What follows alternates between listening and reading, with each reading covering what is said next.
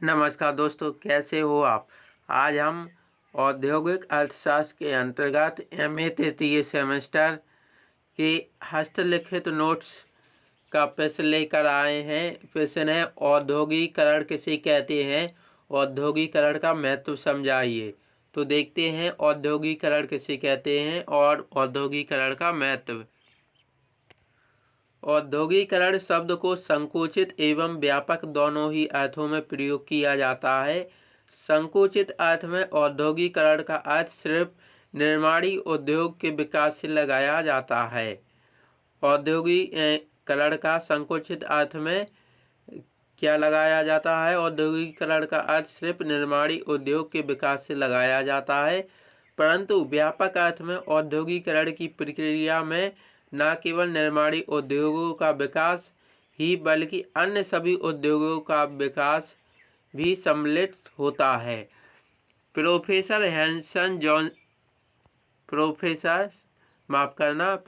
Henry Johnson के अनुसार professor Henry Johnson औद्योगिकरण की परिभाषा देते हुए लिखते हैं, उन व्यावसायिक उपक्रमों के उत्पादन संगठन से लगाया जाता है जिसमें उपक्रमों के अंतर्गत एवं विभिन्न उपक्रमों के मध्य श्रम विभाजन एवं विशेषीकरण लागू है, और यह विशेषीकरण प्रौद्योगिकी एवं मशीनी व विद्युत शक्ति को मानवीय श्रम के स्थान पर अथवा पूरक के रूप में प्रयोग करने पर आधारित है तथा प्रति इकाई लागत में कमी करने एवं उपक्रमों के लाभों को अधिकतम करने के उद्देश्य से प्रेरित होता है।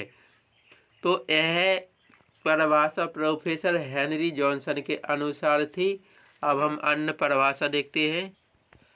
प्रोफेसर कांगचांग के अनुसार प्रोफेसर कांगचांग औद्योगिकरण की परिभाषा देते हुए लिखते हैं, औद्योगिकरण एक ऐसी प्रक्रिया है जिसमें महत्वपूर्ण कार्यों में श्रृंखलाबद्ध परिवर्तन होते हैं। इस प्रक्रिया के अंतर्गत वे समस्त परिवर्तन सम्मिलित किए जाते हैं जो एक उपक्रम के मशीनीकरण एवं नवीन उद्योग की स्थापना, एक नए बाजार में प्रवेश एवं एक नए क्षेत्र में विदोहन के फलस्वरूप घटित होते हैं।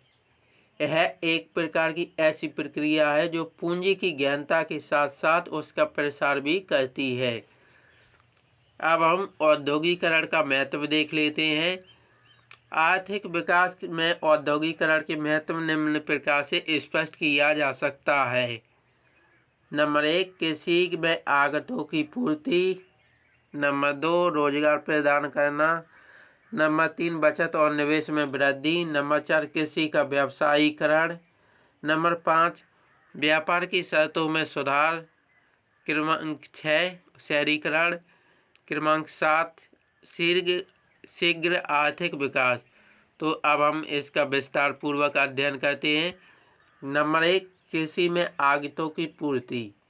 अल्प विकसित एवं पिछड़े देश सामान्यतः कृषि प्रधान देश होते हैं। कृषि के लिए आवश्यक उपकरण ट्रैक्टर, कंबाइन, हार्वेस्टर आदि उद्योगों से ही प्राप्त होते हैं। तो कृषि की जो आगतें अर्थात आवश्यकता होती है वह उद्योगों से ही पूरी होती है। जैसे उद्योगों से ही ट्रैक्टर बनता है, ट्रॉली बनती है और कल्टीवेटर बनता है। मतलब कृषि में उपयोग होने वाले जो यंत्र होते हैं वह उद्योगों से ही निर्मित होते हैं, उद्योगों से ही प्राप्त होते हैं। तो यह आपको समझ में आया होगा कि कृषि की आगतों की पूर्ति कैसे करते हैं उद्योग।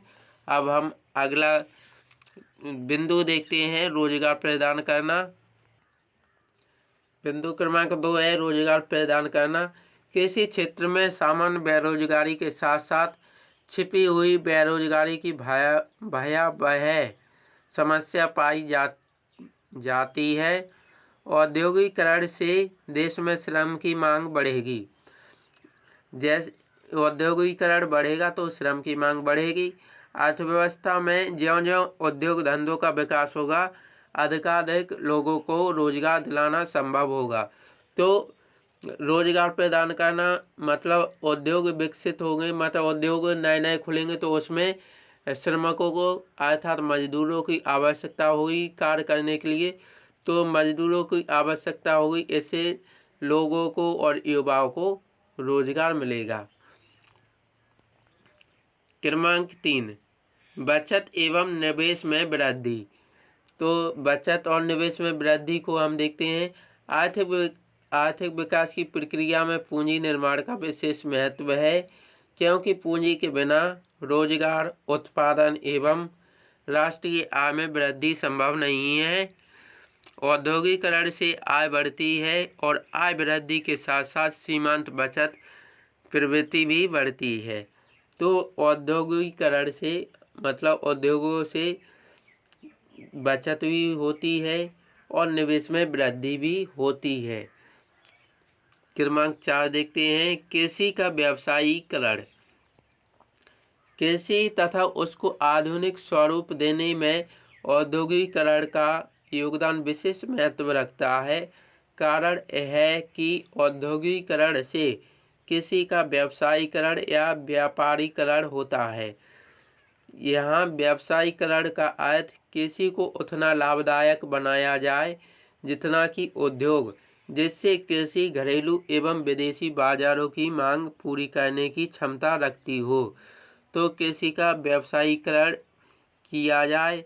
तो व्यावसायीकरण का अर्थ क्या होता है कि कृषि का व्यावसायीकरण क्या होता है, कृषि को उतना लाभदायक बनाया जाए जितना कि उद्योग, जिससे कृषि घरेलू एवं विदेशी बाजारों की मांग की पूर्ति करने की क्षमता रखती हो। मतलब मांग को पूरी करे, तो बाजारों की और घरेलू मांगों को पूरा करे कृषि, तो उसे कृषि का व्यावसायीकरण कहते हैं। अब हम अगला बिंदु देखते हैं।